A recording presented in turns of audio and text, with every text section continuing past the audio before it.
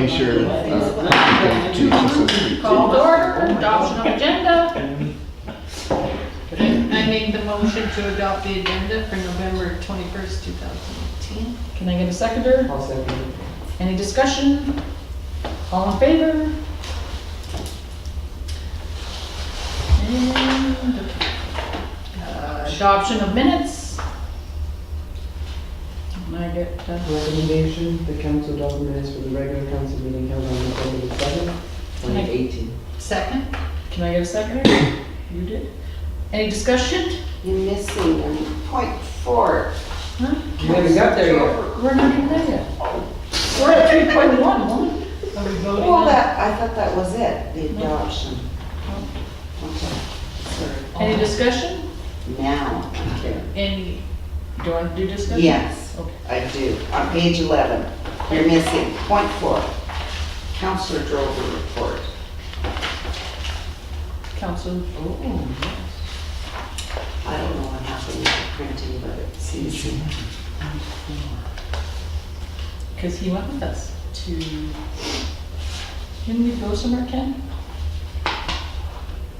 That, we went to the encounter, but that No, was. that's on this, That's on this one. yeah, okay, so Ken had nothing to report. Oh, we had nothing? I thought he was Yeah. talking about the haunted house. That is correct. That bullet Oh, point that's right, is the Councilor Halloween. Drovers, yeah, somehow in the printing, it seemed to have dropped .4, but that bullet was Councilor Drovers' Yeah, comment, this so is- yeah, we'll just double check that. It was an awesome Yeah, went to Awesome. Fire Hall on October 31st. time at the fire hall.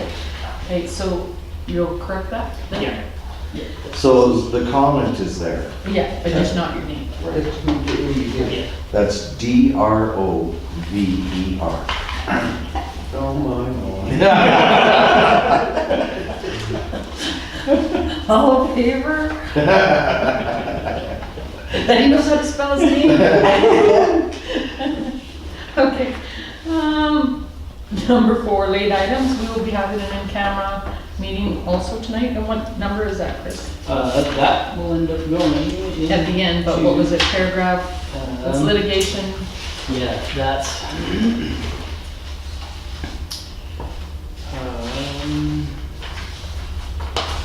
Bear with me, I had a note on that. As per section 90 subsection G of the charter.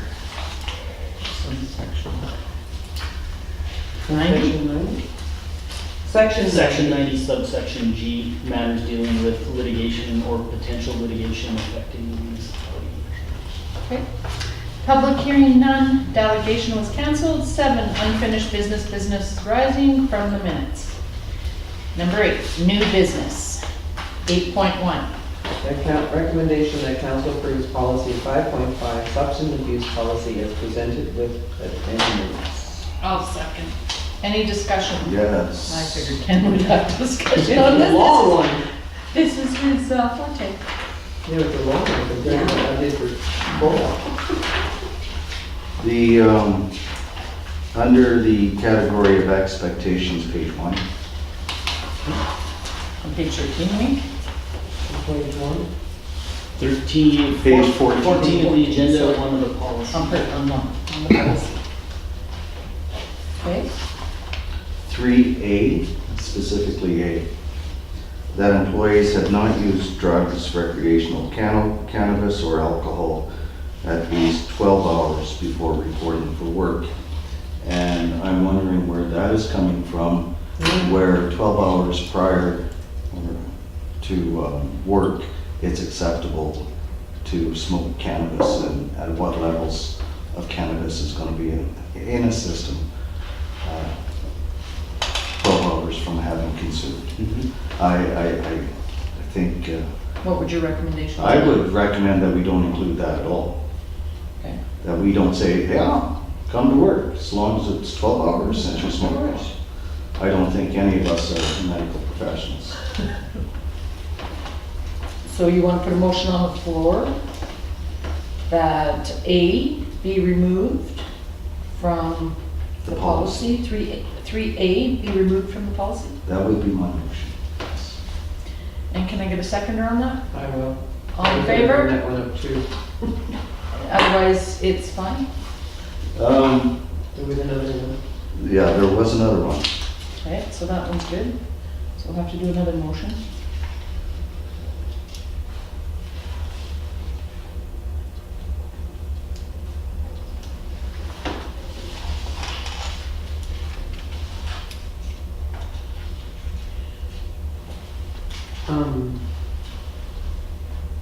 The employees must remain fit for duty for the duration of their shift.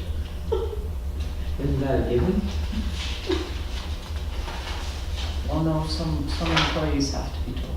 Not here at the village, but some employees have to be told.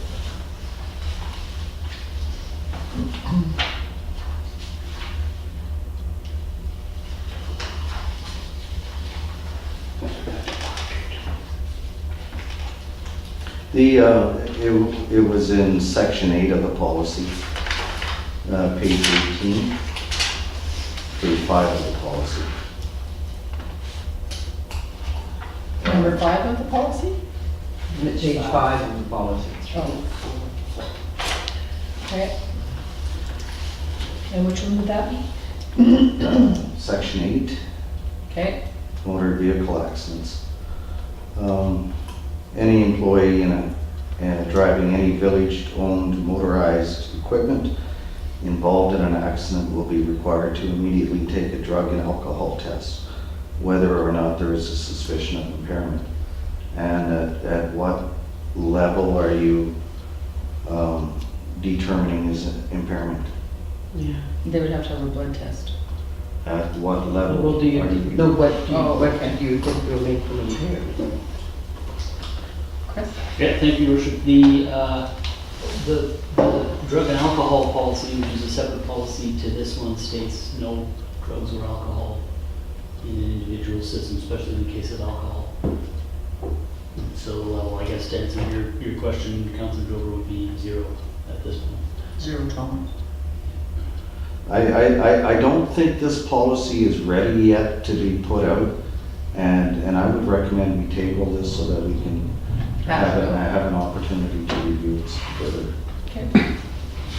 Are you okay with that, Chris? Yeah, absolutely, Your Worship. So you have a policy, that's Okay, so. Ken's made the motion to table it with the previous Recommendations, yep.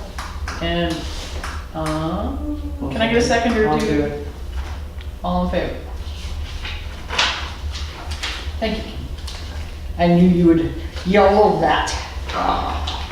8.2 recommendation.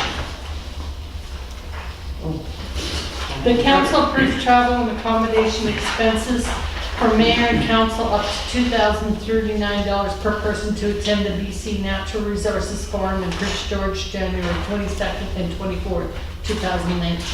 Can I get a seconder? I don't know. Any discussion? Yes, I'd like to know who's interested in going. I- I, for I myself, will. I'm not going. I'll be going.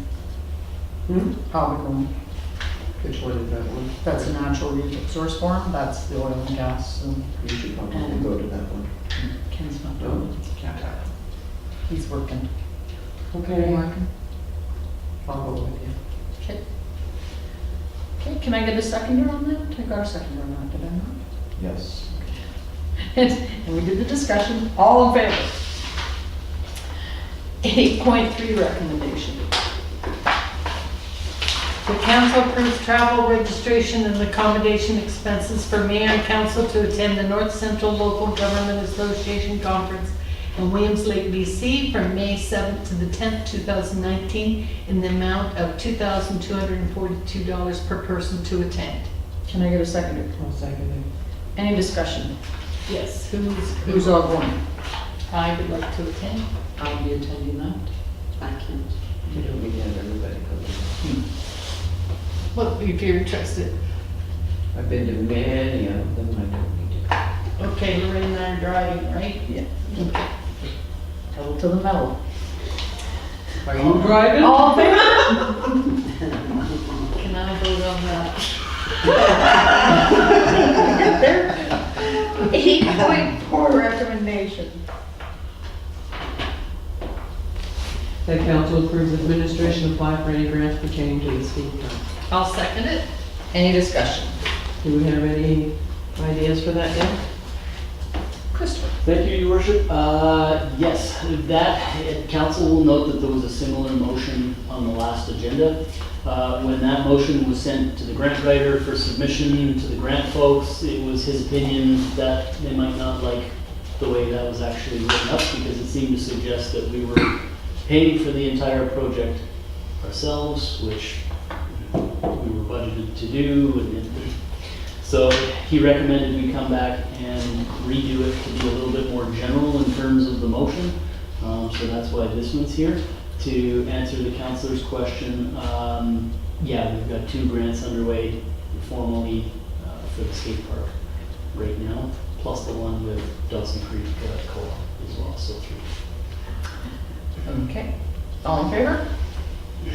I have a quick question on the last motion. Chris, are you going to attend this at LC? Council like you to you. Yes. Yes. You get to drive. Or referee. One or the other. Sorry. I drove the last one with Sandy. She's a little nervous. We didn't ask if you wanted to go to the natural resources forum either. Yeah. You want to go to the natural resources forum? It's up to you guys. I'm not sure that one there's as much benefit for administration. Well, Duncan goes. Up to you Duncan guys. goes. I recommend that you go. Okay. All in favor? Okay, now we're, okay. 8.5, recommendation that council, Receive and report on the Coosabeam Community Church contract renewal for the old library for discussion. I'll second. Any discussion? It's the same contract. Yeah. All in favor? Correct. Just to clarify that, am I renewing the contract then at the same terms as before, 1 year plus 2 additional years? It's not like they're going anywhere soon, so. 8.6, recommendation? That council received the 2019-2023 bill for Coosabeam Fire Hall budget for discussion. I'll second. Any discussion? How much is it? Claire, how much is this worth to you? Oh, I'll give Chris a slow beat on the driveway. yeah, that's it. I've got a little bit of a presentation. Definitely not as long as the orientation presentation, so. Oh, is this one gonna be a funny one though? No, there's no compromising pictures of me. Oh. So, that's up. Oh, Can I turn the TV on? No? Yeah. How's that? Is he okay?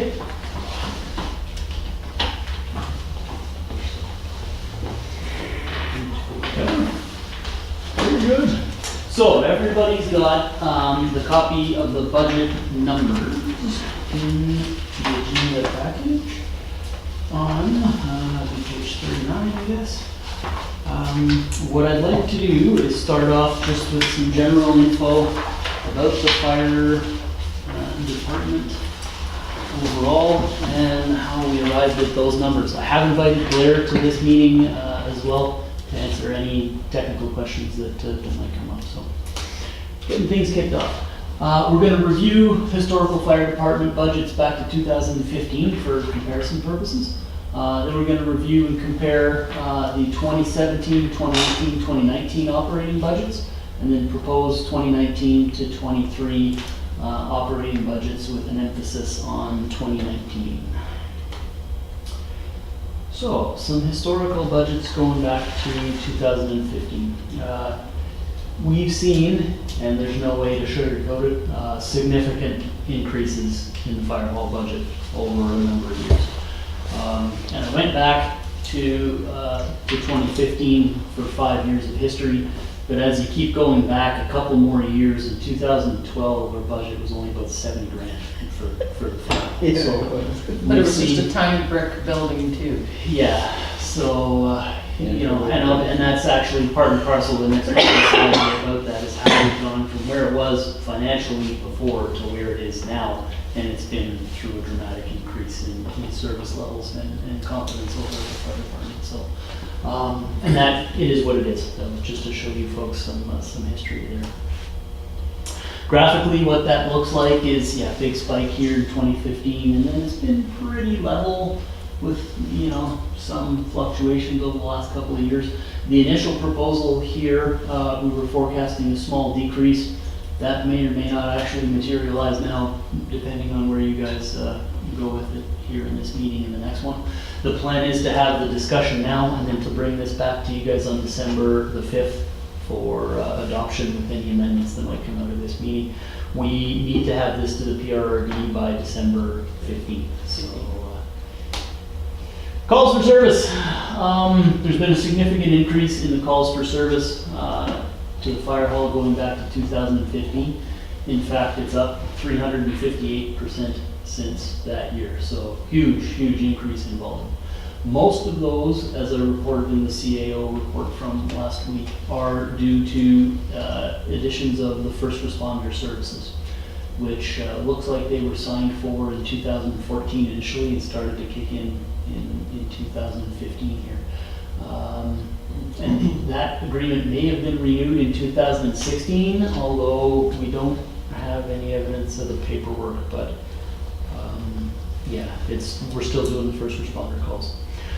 What those look like, and these are the fire department's total calls for service by year for 15, 16, 17. I've got the 2018 numbers here, but I can speak to those.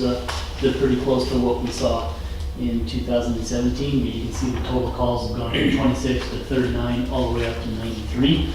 And I highlighted this because that's where the increase in numbers are coming. And we don't get paid for that. Correct. So that is an agreement between us and BC Emergency Health Services to provide first responder calls from the fire department for zero compensation. Not fuel, not manpower, nothing. So somebody twists an ankle, the call comes through 911, dispatch calls the ambulance in the fire hall, Blair gets the call, we're out there with a fire truck treating a twisted ankle or We ain't whatever doing it that is. no more. That's an extreme example, but Yeah. We're so generous. it's happening. And largely because we went into that agreement with BC Emergency Health that we would respond to those. I can't find any evidence as to why we did that specifically. But there is, the 2014 contract has a paragraph in there that specifically states nobody will change hands for this. So It was established long before that. Well, Was it? because, yes, because I had my first responders, okay. and I was on the fire department. Okay. So that seems to be around the year where the calls spiked. For Well, they finally Ambulance decided to call us out. We all took the training. We all took the training, and it's good for what, 3 years? And they finally called us at the end of the 3 years to go for first response. Yeah. Park. I have a question for Blair. You have an awesome team out there. Does that give them, they may not get the pay, but does that give them the experience that they want? Or what's your views on it? Well, we had a discussion here, did you print that off or you got it on your slide? Yeah. Not in a slide, Okay. no.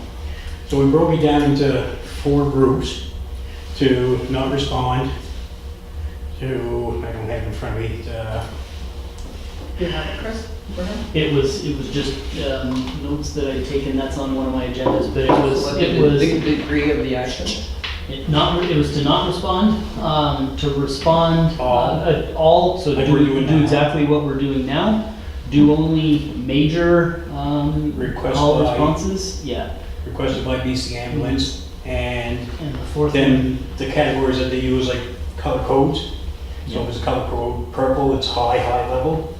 And so then we respond, and they still wanna, they didn't select all, but they accepted the other 2, which basically, for what I see, maybe drop call volume, maybe 10 calls, not seeing much of a difference in what they requested drop.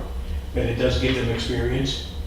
But the first responders level, they had to maintain 20 hands-on and 20 courses, or 40 courses. So I had to maintain that 40 points system either. if they don't do that, then they lose their license. And they want to maintain their license. So, yes, we can say, no, we don't want them to do, but our fire department wants to be, And the flip side of that, by having their license, if we have a structure fire and I don't have any EMR guys on our team, I have to have a BC ambulance sitting on site before I can do any interior fighting. and what's your suggestion? I like to keep it going somewhat the way it is. We can maybe reduce the cost a little bit as per. My street, What's that? 52nd Street. We've only been But- there but- about half of the time as BC ambulance. But Blair, so the guys leave their job Mhm. to attend these first responder calls. At their own discretion. Exactly. Yeah. But they're maintaining their first responder tickets by going and getting the experience versus having to go to sit in a classroom. Not all of them have it, Yeah. but they also come to the hall, so if we have another call, they can respond to the other call as well. So the guys are okay with this? Is that? All the guys are okay? How many of these calls, Blair, do we attend and the ambulance attends anyways? Together? Mm-hmm. We probably, whatever our call volume for first responders are, they would have been there 95-ish probably percent. They were there with basically us or just shortly after. The other 5%, we were on scene anywhere up to 15 minutes alone. Significantly before the ambulance. Yeah. So from a cost standpoint, you know, That's what we looking need. at the taxpayer side of things, it's reasonable to make the assumption that the taxpayers are paying for this twice. If there was a structure fire and we had no first responders, BC Ambulance would have to attend. Who would pay BC Ambulance?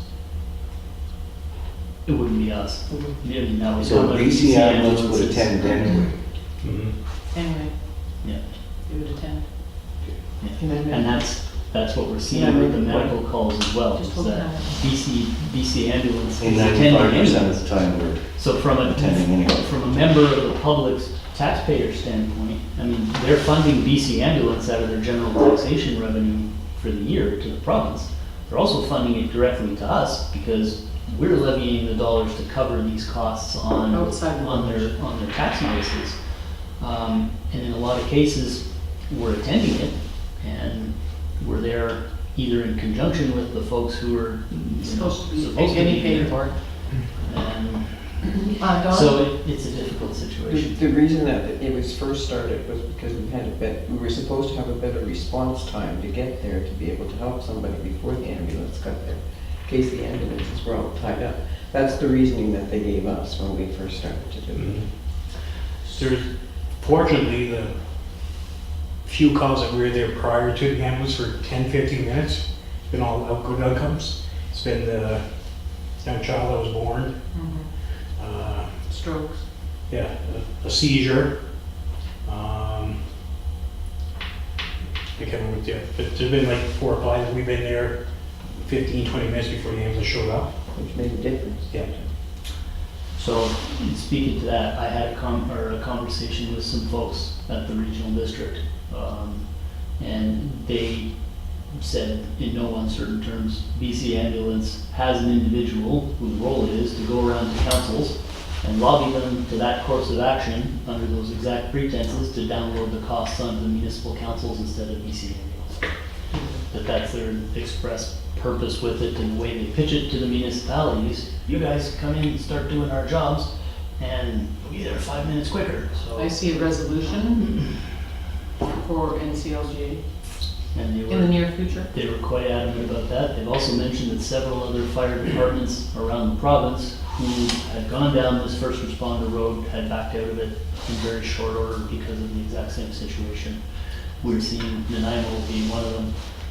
That was the biggest example, you know, the regional district had of somebody who'd gone down the first responder road with their fire department and then said, well, hang on a second, this isn't, you know, we're responding to shortness of breath or, injuries, that type of thing, with a $500,000 fire truck and 4 volunteer firefighters on our dime, where's the ambulance? Well, we don't need extra ambulances. You guys are responding.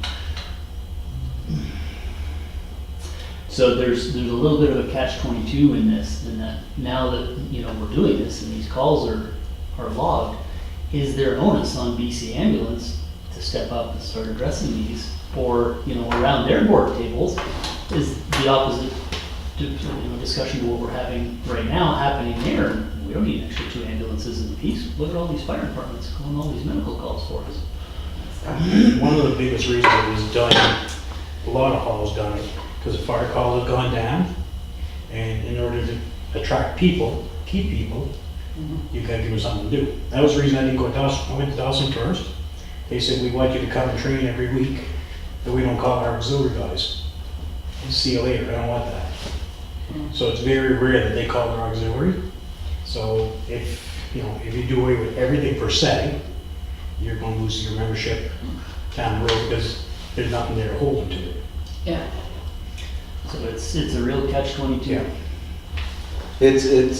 That's not a new argument, No. right?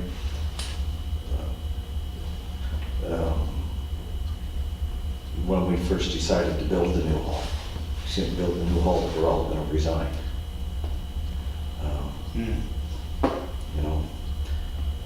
I think those who are committed to the fire department are committed to volunteer service.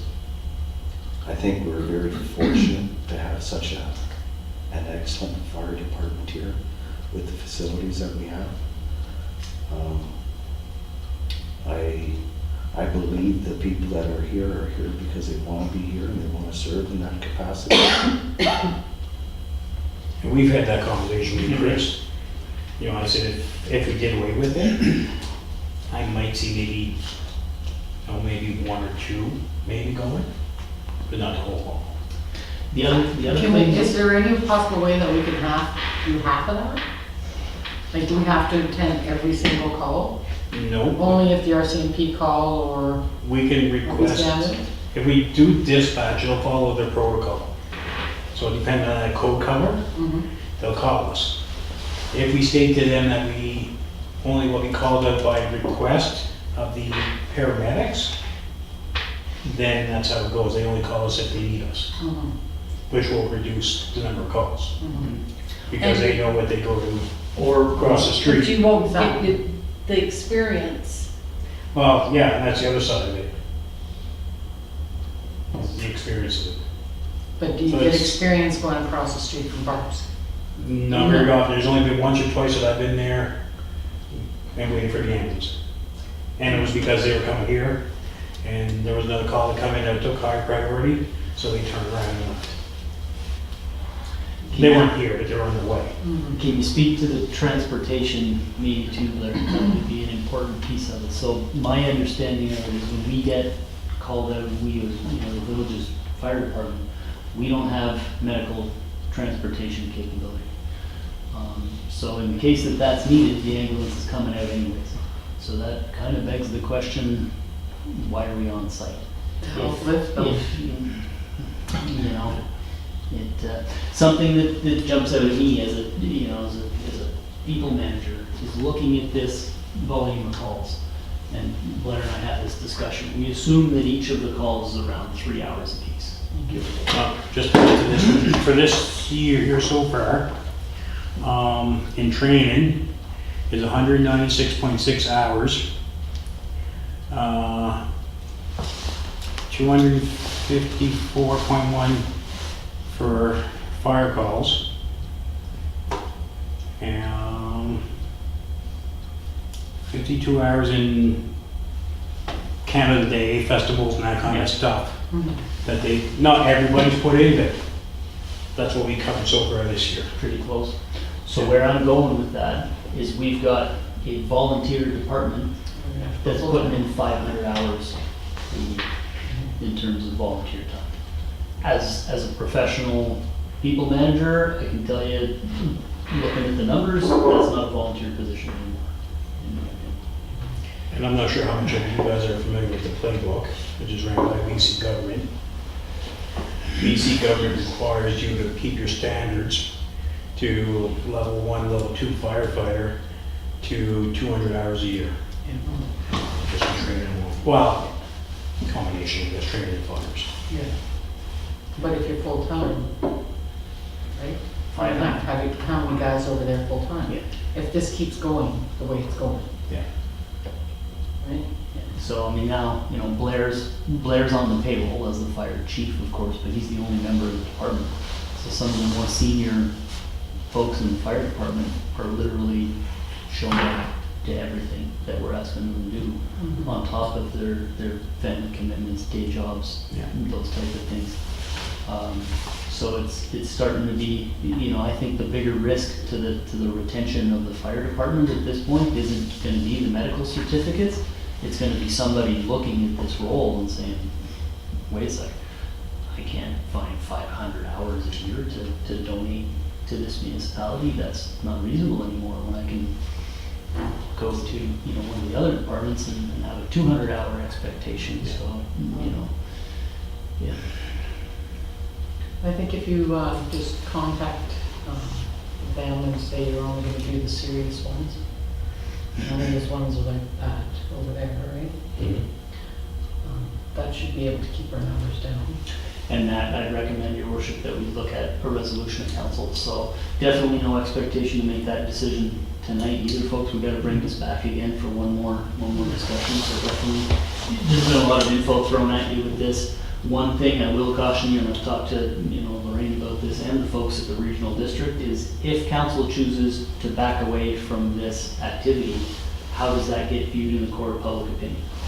Because our biggest risk to doing that is all of a sudden, you know, 2 kilometers down the old Edmonton Highway, somebody's having a heart attack, and we've backed away from first responder services, and now the ambulance takes 20 minutes to get there, and God forbid that person passes away.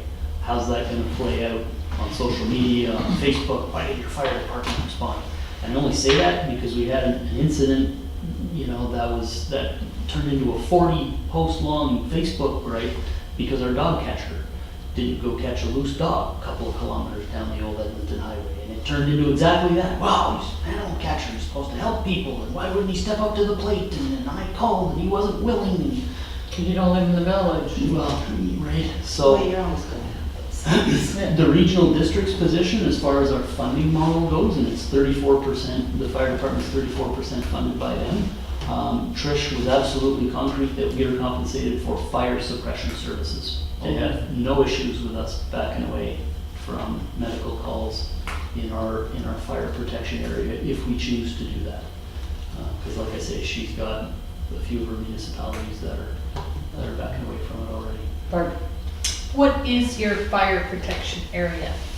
Can you give me a ballpark on what areas? So if you go probably 2 houses past the mayor's house, you're in the regional district. Yes. We do Briar Ridge Road to probably 49 at the highway Yeah. and to the state pit. Moore's subdivision? Used to be 5 miles. we do though, we do attend fire. We check. do on request by the RCMP. Yeah. Right now, it's up in the air to, Dawson wasn't looking at it. We do, I can't even name that, but I know where DC lives, Scott. We do his road until. which is- Riverside. Yeah. With the exception of the last 3 houses on that string. We'll go there anyhow, because I just had permission from the mayor before when we did it. So kind of like one side of the hill we do, the more subdivision we don't. I don't know how it works, taxes and all that, 'cause I'm not a politician. I would be interested in looking into getting it, because it brought revenue to us, and in the 4 years I've been here, we've been there twice. But also, those people, their house insurance, if they don't have fire coverage, their Fire house insurance. insurance is, Significantly higher. yes, and so, okay. I'd be interested in taking it over if somebody wanted to approach the peer, or the peer attorney. Okay. So, that's the numbers. And then, yeah, just some thought, but I think risk of repeating myself. Medical calls are uncompensated by BC Ambulance for the related services. No reimbursement to the village for any of those expenses related to those calls. Many municipalities who've adopted this are backing out of it due to unreasonable call volume. And in essence, like I mentioned, I feel that the taxpayers are really paying for it twice. So they're paying for BC Ambulance through their general taxation revenue, and then we're of course levying taxes directly on the municipal requisition to cover our fire hall expenses. So, now getting into the operating budget itself. Nitty gritty, smorgasbord of numbers, folks. I mentioned to you before that we had about 20,000, or that there was some savings. That number is about 20,000 here for this year. Most of that is inside two lines. Here, our fire supplies expense line, and then also our minor capital line. I don't want to mislead you in that number. Part of the reason minor capital is down is because we had shifted what we were planning on buying for SCBA's out of minor capital and into its own capital line. And that's on your sheet there on in the little box down below.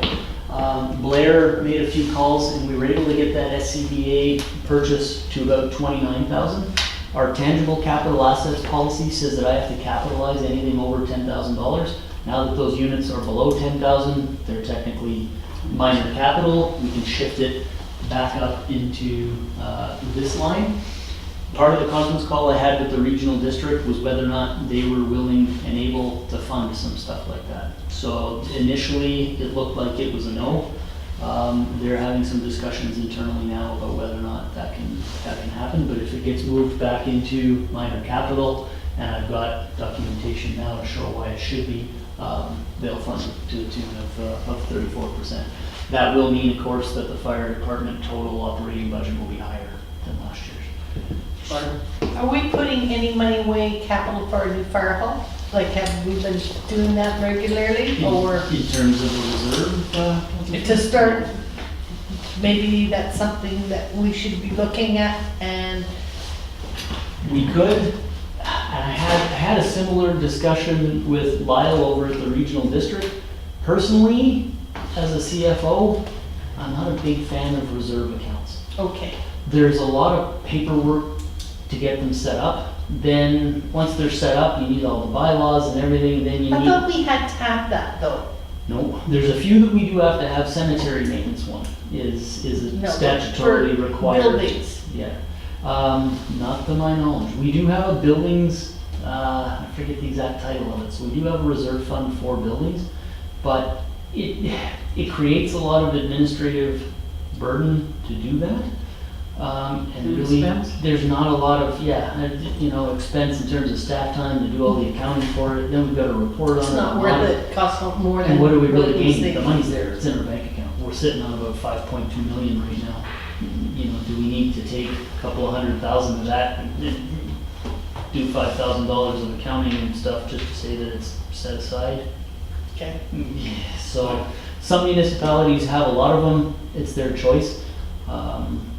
And this is up to you guys too, if you want that just to be able to see it on paper and have the savings, sure, we can definitely do it. But even just to get us to that point, we've got to go through about 2 months and $2,000 of public notices and bylaw paperwork to get us to.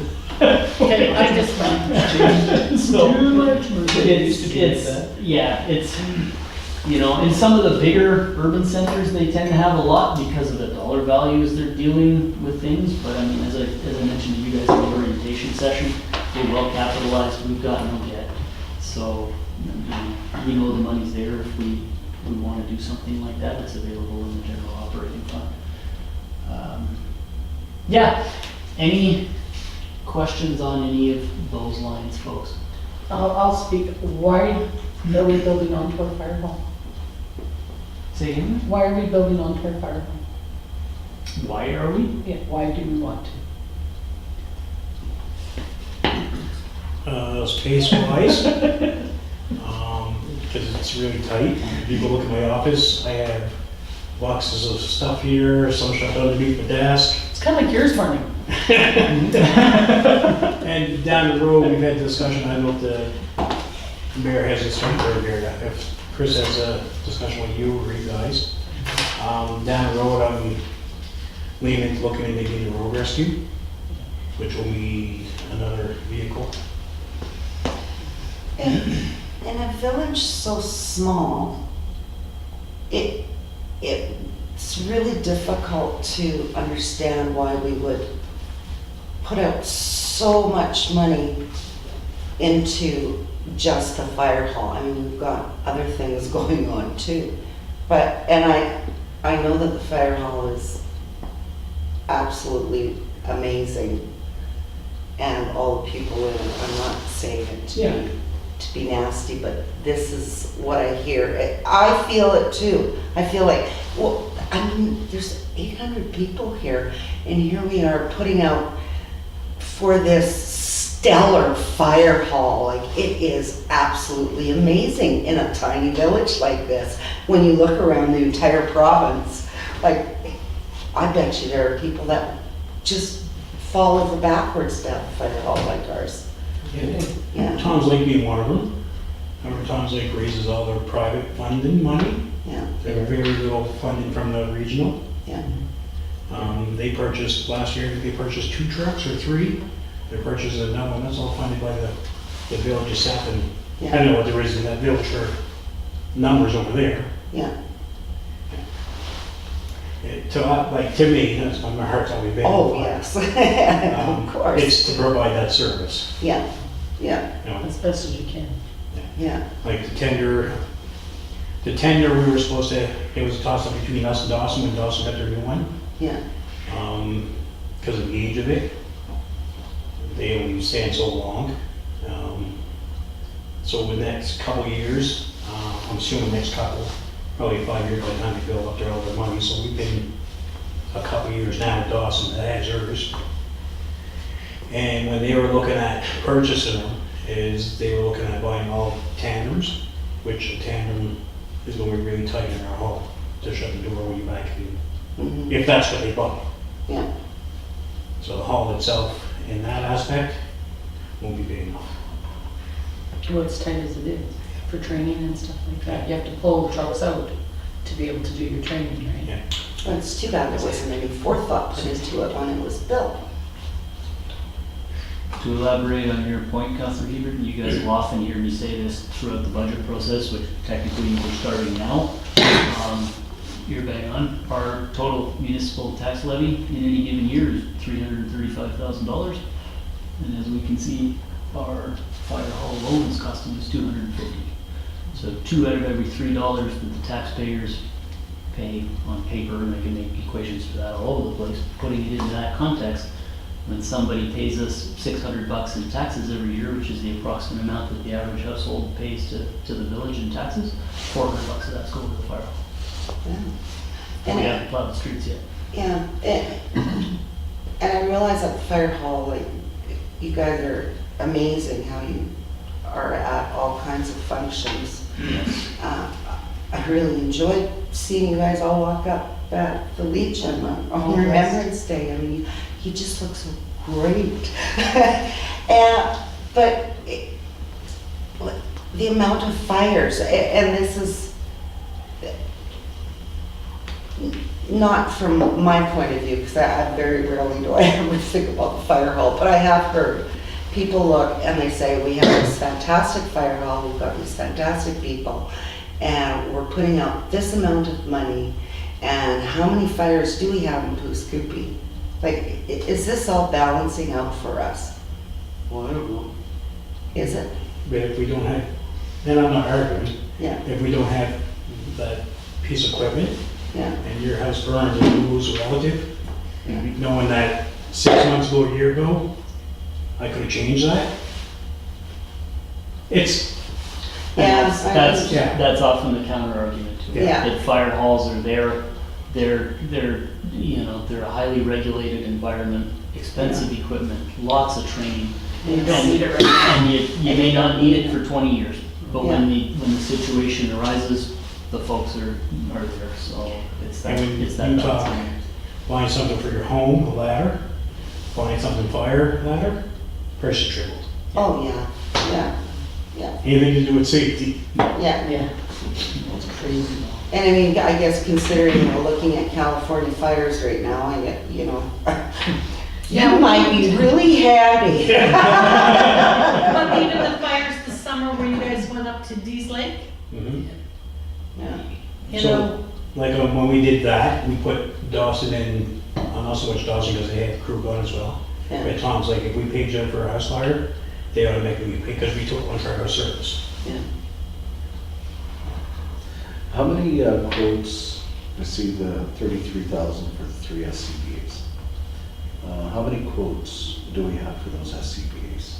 There's 2 on file right now, and it was Gullivan, and who was the second one? Rocky Mountain Phoenix. Rocky Mountain. The other one that I spoke to was last year, but he didn't send me a quote. I think he was out of Edmonton and they sell refurbished, but no warranty. And the reason we're replacing those at the cost they are is because the standards are constantly moving goalposts. So what's the difference between a Scott Air pack for the oil patch versus a Scott Air pack for the fire department? Higher regulations. Mm-hmm. Here in Decibel is gonna be higher and you can take our packs and we can sell them to industrial and they can use them because they exceed what their expectations are.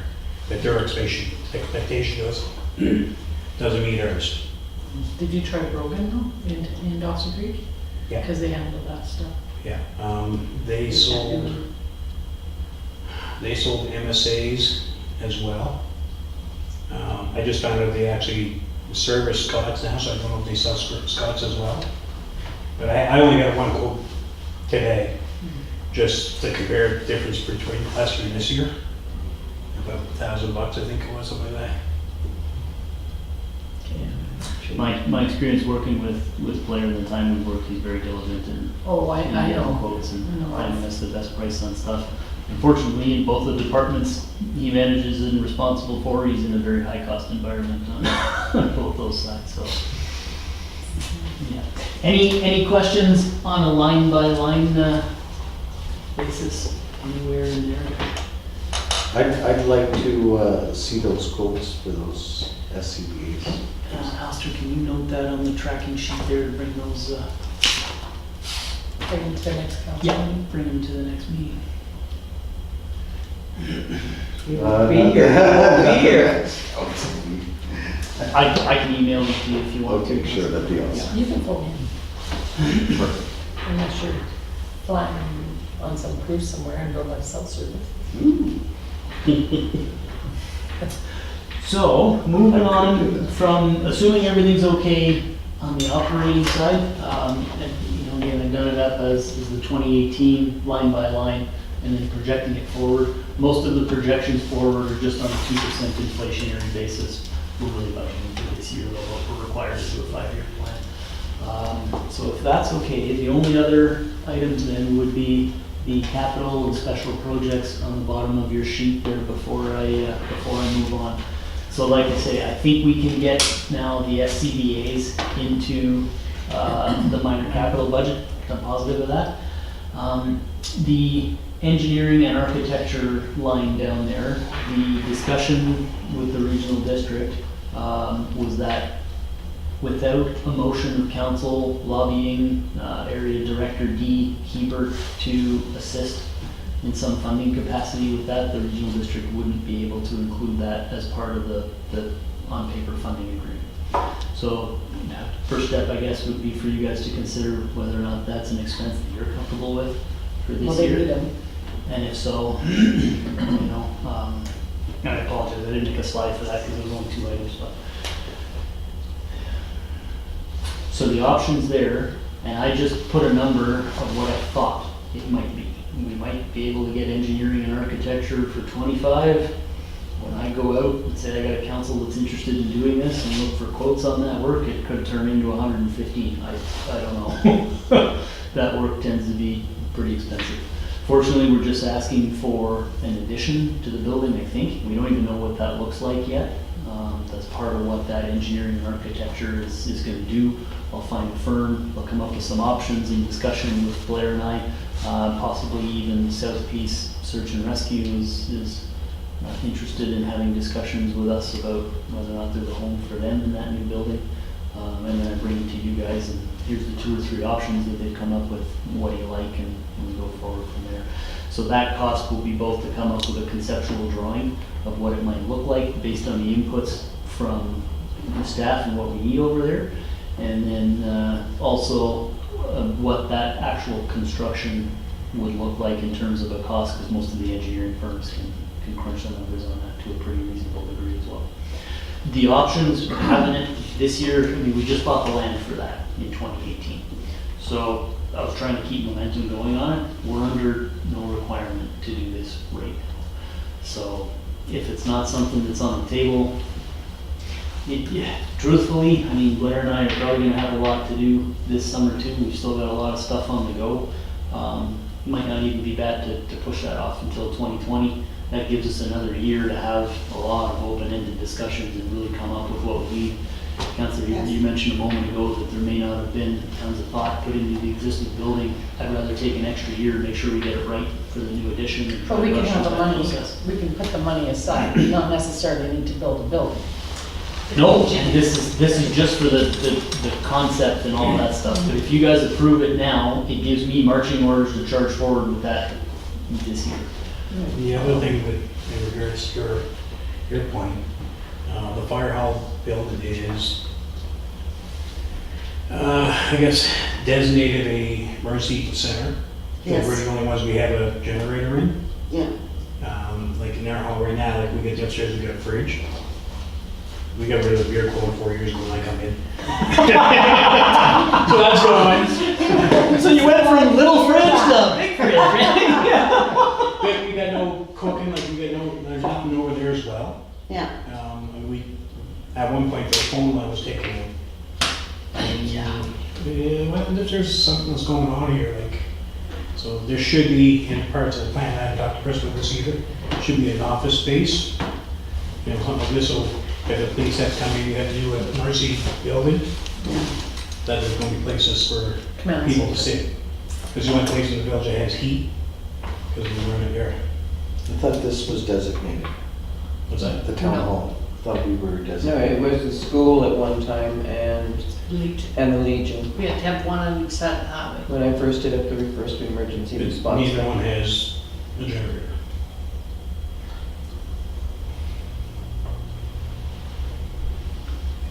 Well, I'd like to have. Okay, so if we have an architect look at this for potential new fire truck coming in, are we gonna run into this 5-10 years down the road where we have to add on again because the fire trucks can't fit into the fire hall because the newer and the, And that's why we want to take time Yeah. and do it, so we ain't doing it again 5 years down the road.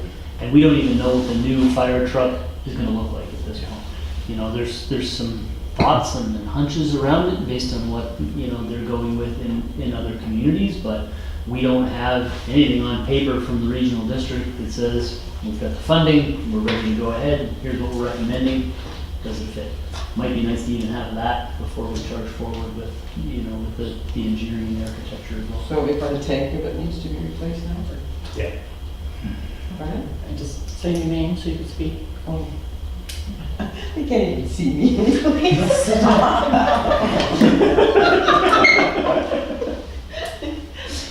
Yeah. Yeah, okay. So would I be safe to assume then that I should put that in the 2020 capital? I'd like to put it on the capital and special projects list just to highlight that it's there and we don't lose track of it. but- So this shouldn't be a 2019 project then, 2020?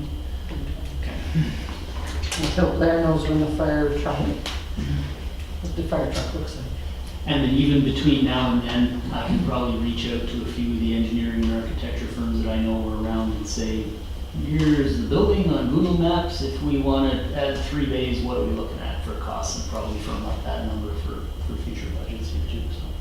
So, this other slide was just to give council a breakdown of what we anticipated to be in the minor capital budget. I know in some conversations with Mary McKetty, she's not a big fan of the minor capital catch-all budgets. They're a little open-ended for staff, but just gives you guys an idea. So we came up with about 25,600 in total anticipated costs, and then we put about 10 grand in there for other stuff that might come up through the year. This gives you an idea of what makes its way into that general ledger account in any given year. Other considerations for the fire hall. Reason I opened with some of the call volume and a lot of that stuff was, and we'll notice over here, there's a line for fire admin wages and then benefits for fire department. This line is Blair's salary allocated to the fire department. Blair and I have been throwing around the idea of an assistant, a support person for him as the fire chief to do administrative tasks, to get some of the quotes, to fill out some of the paperwork. Each one of those 93 calls that we're responding to comes with several pages of paperwork that has to be filled out. In my opinion, as a manager, we've got a director who's responsible for 2 very key areas in the village, who's putting in a lot of time between those calls, his day jobs, all of the other requirements of the role, and we've got him filling out paperwork for what amounts to $50 an hour after wages and expenses. We could be having that done by an administrative assistant for less than half of that. Something for council to consider. If that's something you guys are willing to look at, our newest hire, Skylar, is only on a 30-hour part-time role right now. Might be nice to bump her up and allocate some of the wages over here. So, Would she be union member at the fire hall? well, she still is right now. So essentially what I'd look at doing, I think, there is bumping her up to full-time, your worship, and then just, letting her know that she's responsible for the paperwork and stuff that Blair asks her to do as well. But So, that's union, yeah. so we don't want to cross over. Because the fire hall is not union. So does she want to work? Well, and I haven't bridged that with her yet. So really the first point was to have you guys determine whether or not that's acceptable to you and include some dollars in the budget. I could approach her and say, hey, council's on board with this. We've thought about it. She could turn around and say no. At that point, I'd have to look at somebody else. And Yeah, well, figure that's out how to fine, make that but work. she's not at the union wage, It would be at the union wage. because she's fire hall. She'd be working for Blair the rest of the week. Mhm. So those are not union wages. So she has to realize that. She'll have 2 T4s. I'm not sure the union would be okay with that, your worship. Then I'm we'll have to willing. get somebody else. I'm willing to bet dollars to pesos the union wouldn't permit us to do that. Then we'll have to get somebody else. Okay. Because she doesn't need to have union wages over at the fire hall.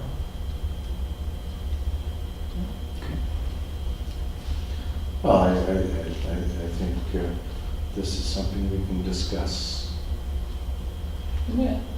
in a future meeting, particularly when interested parties might be having hurt feelings one way or the other. So, Okay. So we'll postpone it for this year then? All in favor? Okay. And that's it. Thank you. Fire hall budget in a nutshell. That was supposed to be a short presentation. Yeah. I'm just throwing I out. gotta learn to stop opening with that. It's just gonna be a short I think you're long one. presentation. 8.7 recommendation? And the average I've given you does include the forest fire. Order, please. 8.7 recommendation. The council received an invitation from the PRRD for elected officials trainings and information. Do I have to read it? Yep. Sandy will need to know who wants to attend before you leave tonight. Can I get a seconder? I'll second. Any discussion? Well, I will be pending on behalf of the PRD, but I don't know if anybody else will or wants to. Oh, I think I know how to fill in. All in favor? 9, correspondence. Is there anything that anybody wants to see or read or talk about? Thanks for coming, Blair. Thanks, Blair. Yeah.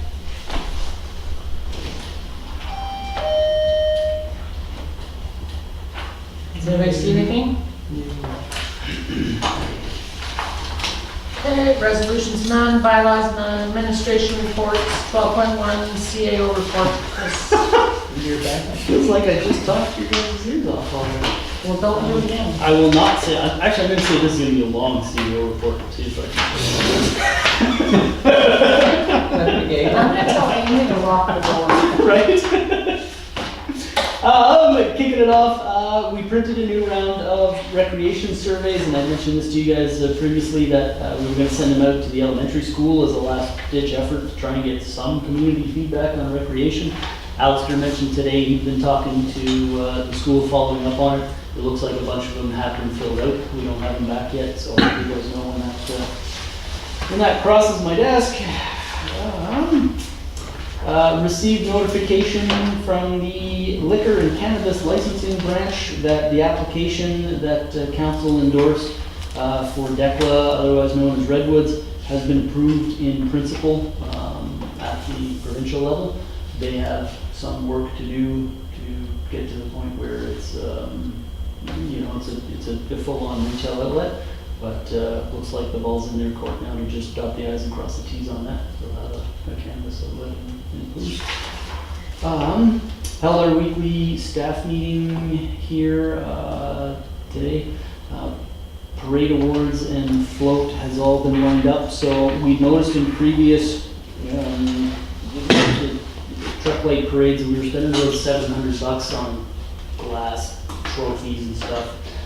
We didn't think that was reasonable anymore, so we scaled it back. We're going to do a $200 cash gift to the winning parade float, along with the certificate of appreciation that we printed ourselves here now. That's all good and ready to go. We've got 9 floats plus our fire department here at this point. There's usually a couple of stragglers that come on. Should be a pretty decent parade. The weather's supposed to be good. Discuss the recycling status and some of the audits. Some of you guys know we had 18 bins fail again at the last audit. We pulled 6 from around town. None of those folks have actually come back and asked for the last chance kind of thing, so we'll see where that goes.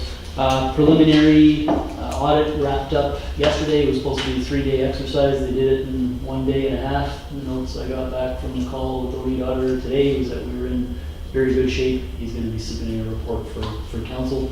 There was 2 really minor audit findings, but I'll leave that for the final report. Both of them were just procedural matters, so nothing of big concern there. The cameras have been installed in the garbage truck. Dirt pile for the skate park has been moved. That's all ready to go for the spring.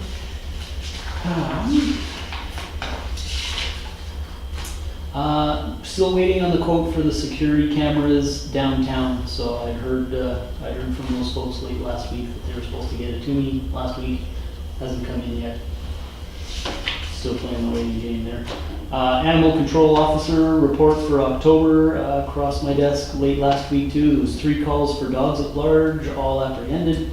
Les extends his congratulations to all the new members of council. He'd like us to look at fixing the kennel issue in the budget for 2019. That had come up on a number of occasions. The APCO trailer that we have out at the Public Works yard for that purpose is not, Never has been. it's not compliant.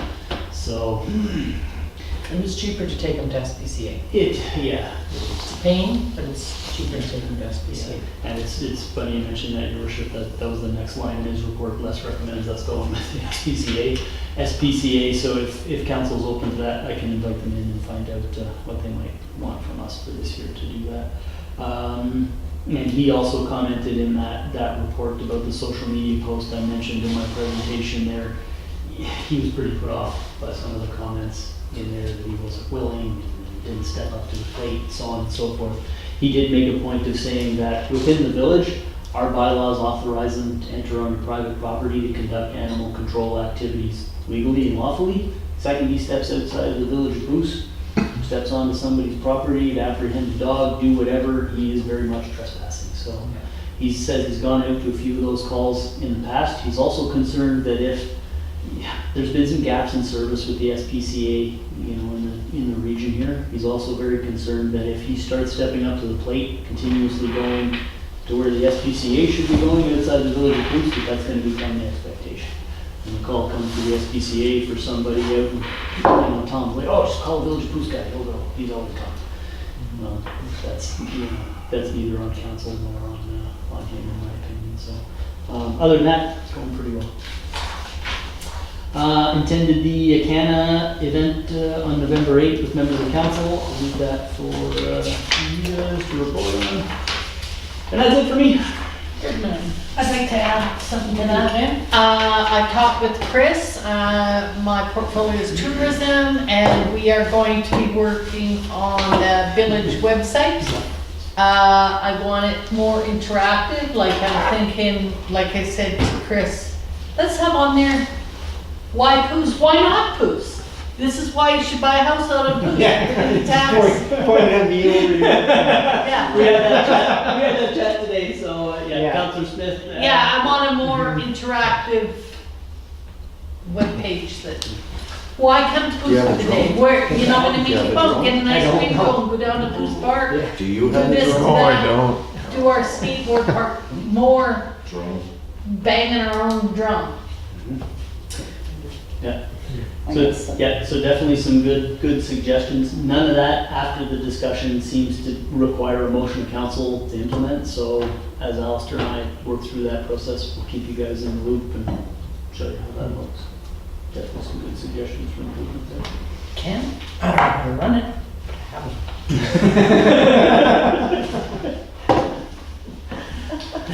Some incredible footage. It's pretty cool. I drove it up on the roof and left it there.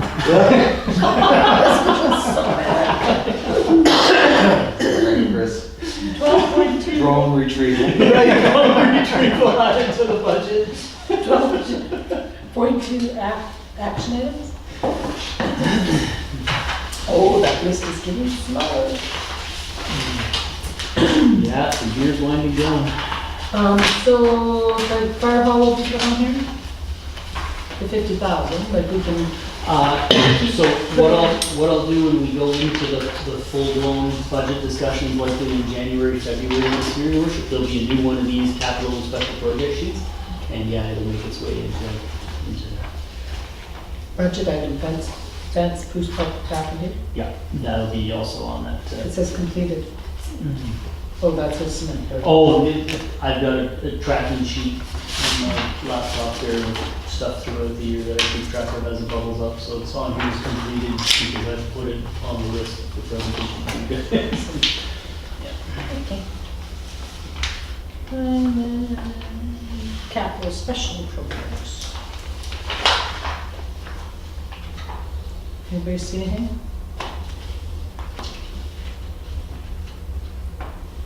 didn't see anything about the hot tubs.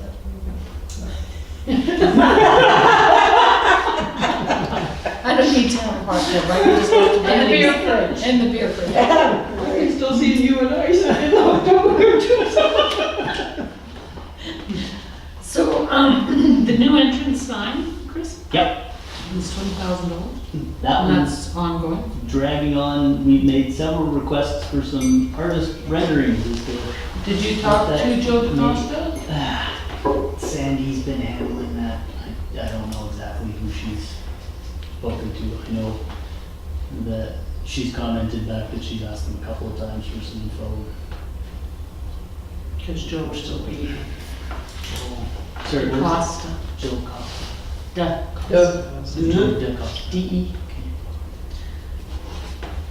And then the West Coast plan, I'd like to put a motion on the floor that we bring in a real estate agent to sell it for us, or What motion should I have for that, please? Because right now it's just a concept plan, and I want that land sold so we can start building houses to start making us sustainable, so. So I possibly recommend two motions there, your worship. One, to start promoting the West Coast concept plan. So perhaps that's through real estate agents or developers or someone, someone of that nature. I don't know exactly how that looks yet. And then the second part would be, if council's open to the idea, consider selling the issue with the West Coast concept plan is that as it stands right now, we've got this great fancy development plan with no available land to develop anything. Well, we got this L shape that we can sell. Yeah, that we could sell, and that's part of the issue. All of the available land right now is owned by one or more parties and not available for development unless they want to do it themselves. So the second part of that would be to have council consider putting the land formally up for sale. As one chunk, not individual. Entirely up to you guys. Yeah, no, I don't want it individual, because then we end up having the water, the sewer, all that Yeah. headache, so, Okay, entirely up to you guys. So it'd have to be to a developer. yeah, to the developer. Well, Do we- you agree? We I brought, do agree, and I think they should approach council with a plan. Yeah, if they're gonna do it, yeah, they need to. Okay, I can put a report together for either December 5th or the next meeting in December, whatever that date is. okay, write down your motions, With write down your motion. And somebody will second it. motion to promote and motion to sell. Yeah. And somebody will second it. Right now. I'll second it. Any discussion? All in favor? Okay. Making my whining and crying tonight. Okay. So, councilor calendars.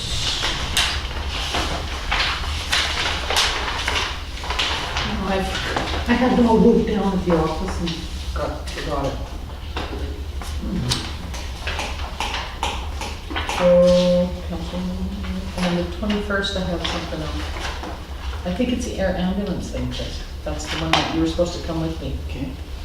Air ambulance, Oh, in December? November. May No, it's not today. It's December 7th. December 7th. Let me get back to that, Chris. I'll have to look in there.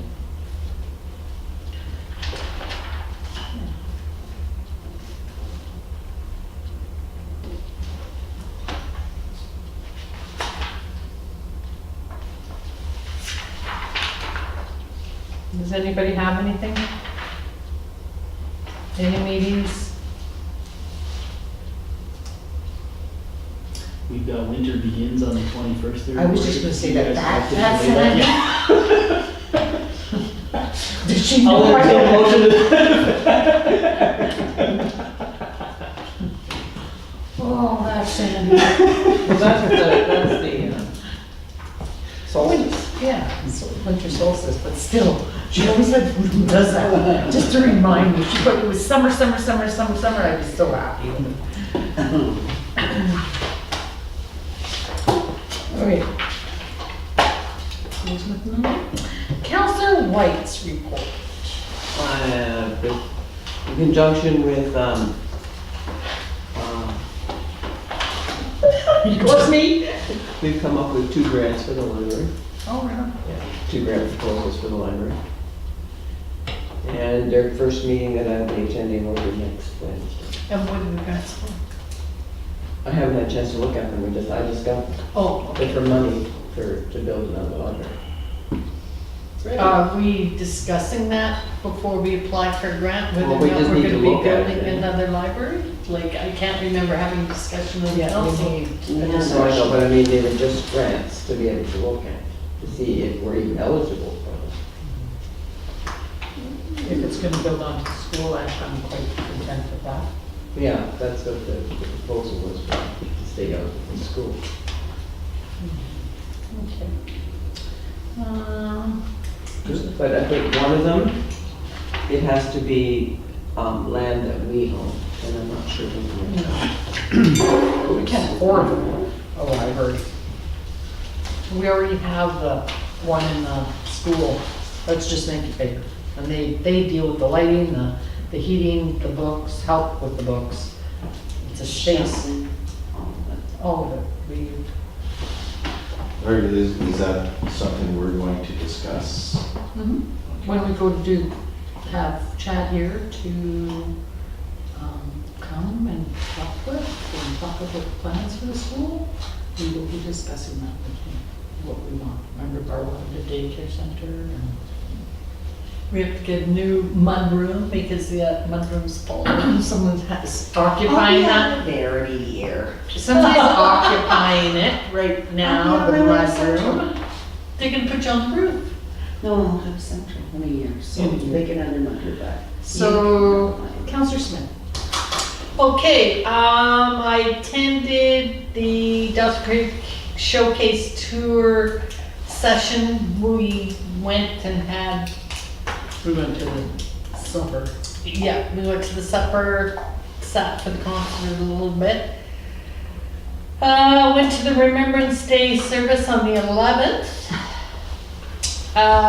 Went to the Encana Community Information Session at the Poos Legion on the 13th. Lorraine and I went to the community hearings about policing with the businesses in downtown Dawson Creek. And sat in there. There was one of our business people there. It was interesting. Yeah. And I'm here. And you're here, and it's not snowing outside. Counselor Hebert. What did I do? I went to Canada Information Session on the 8th with Chris, Leggett, Lorraine, Ken and myself.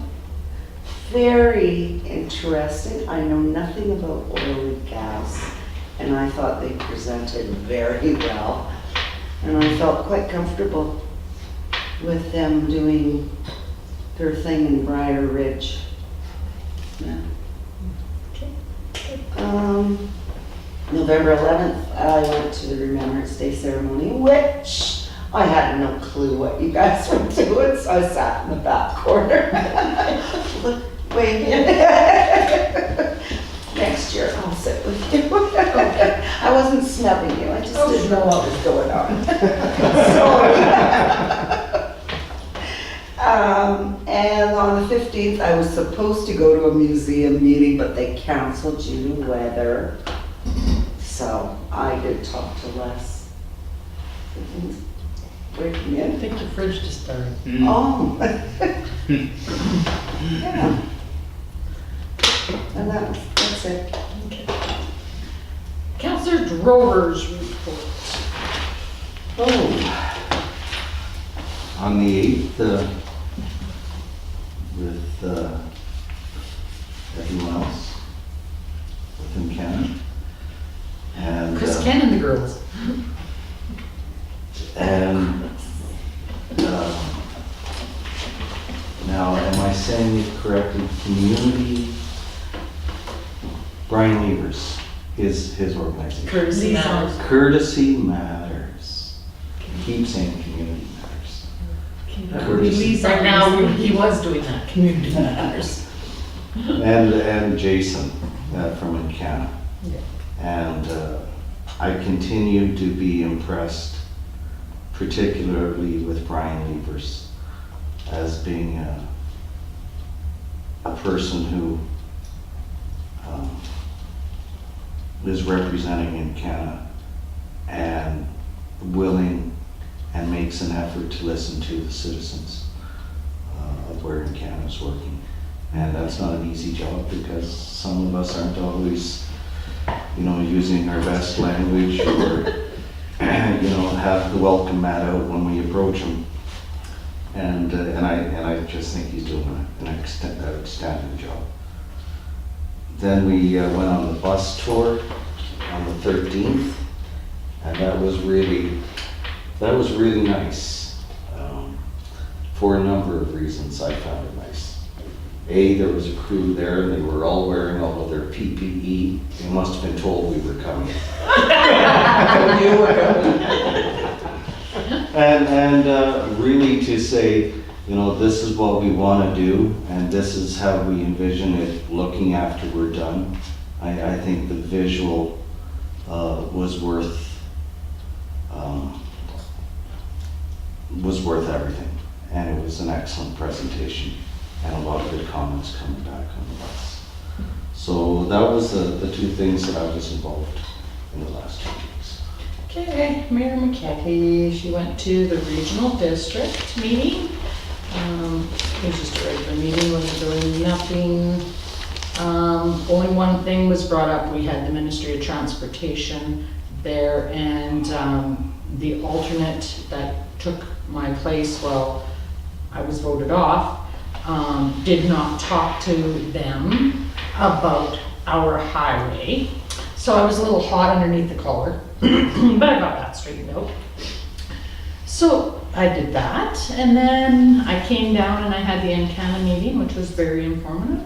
And I went with Barbie on a date to the City of Dawson Creek supper thing. And then I did the speech at the Remembrance Day. Thank you, Alistair. And then I did the information center session on the 13th. But I have some residents that are still concerned because some have 26 wells on their contract and some have 13 wells on their contract. And they brought them up to me that night. So they want me to me and Leonard have a meeting with them. And we will. And then the 15th, did the town hall meeting again, had a date with Barb. And then I showed up tonight. And the 22nd, I have a regional district again. And the 23rd, I have the old fashioned Santa. And what else? Mayor, Councillor Smith and Canada Appreciation Dinner on the 27th. And then I also have Sightsee on the 28th. That is all I have to say. Your Worship, thank you. Just on the Friday, just to confirm, is everyone from council planning on attending the Santa Claus Well, I am. parade? Yeah. Yeah, okay. Austin's coming. We've got Tiffany from CJDC News coming as well. She's probably gonna wanna get a couple of sound bites from folks, so. FYI. I'll have one too. She'll do, she wants to see me. Are we participating in an ugly sweater contest? That could be a future consideration, for sure. We should tell them yes and the rest of us do.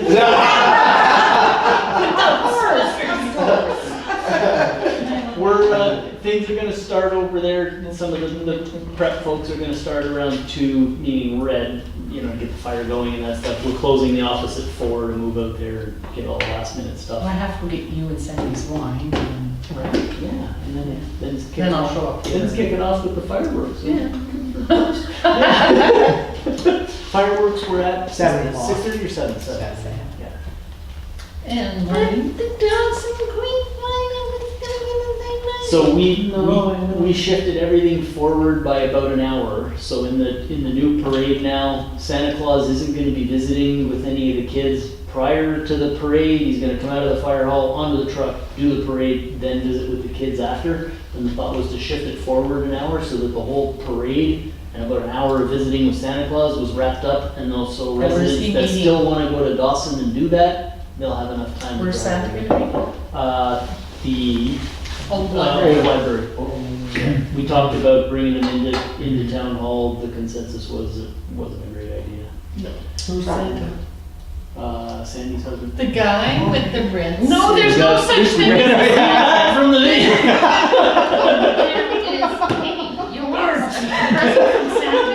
Secret's out. Hey, I've been Santa 3 times. Okay, I'd like to make a motion. to- Warren's Santa, so it's a role he does with pride. So Okay, And Austin, If that's it, your worship, motion to move to close. I'm we in. already did. And a second. Yes, You guys have to. You were too tough. You have to. I'm gonna have to read say, out the little blurb. Oh, okay, I'd like to make a motion to in camera as per section 90, 1 of the community charter. Section G. Okay. you're good.